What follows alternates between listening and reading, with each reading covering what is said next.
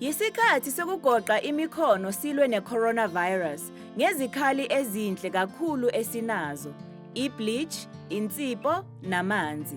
Nansi indlela esizolungiselela futhi sigcine ngayo indawo ihlanzekile, futhi ingenamagciwane ngendlela ezophephisa abantwana bethu. Ukuhlanza kusho ukukorobha ngezinto zokuhlanza endlini noma ngamanzi nensipho. Ukubulala amagciwane kusho ukusebenzisa amakhemikhali ezindaweni ezinamagciwane anzima. Ngezixazululo ezibulalayo ezifana nenkomishi eyodwa ye-bleach ehlanganiswe namalitha 5 amanzi.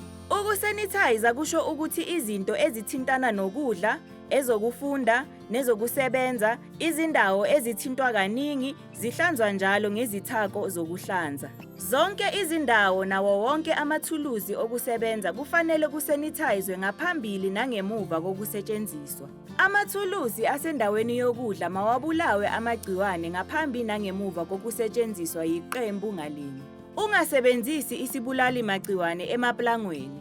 Izinto zendwangu ezifana namathawula nezingubo zokulala kufanele ziwashwe ngomshini noma ngezandla ngensipho yokuwasha namanzi ashisayo, bese zinekwa elangeni zize zome.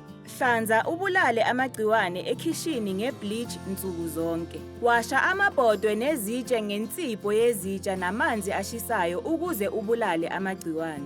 Lapho uhlanza, kufanele sonke sigqoke amagilavu okuzivikela futhi siqinisekise ukuthi kushaya umoya uma sisebenzisa amakhemikhali.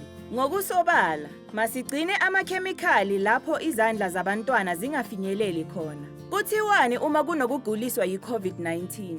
Vala futhi ukhiphe abantu ezindaweni ezisetshenziswe ogulayo. Gcina iminyango namawindi kuvuliwe ukuvumela umoya kuleyo ndawo. Hlanza ubulale amagciwane kuzo zonke izindawo ezisetshenziswe ogulayo. Uma indawo isihlanziwe yabulawa namagciwane, isingavulwa isetshenziswe futhi. Khumbula, ngokubambisana singalisula liphele nya leli gciwane esakhiweni sethu. Niyithulelwe uMnyango Wezokuthuthukiswa Komphakathi. Vakashela ku www.dsd.gov.za.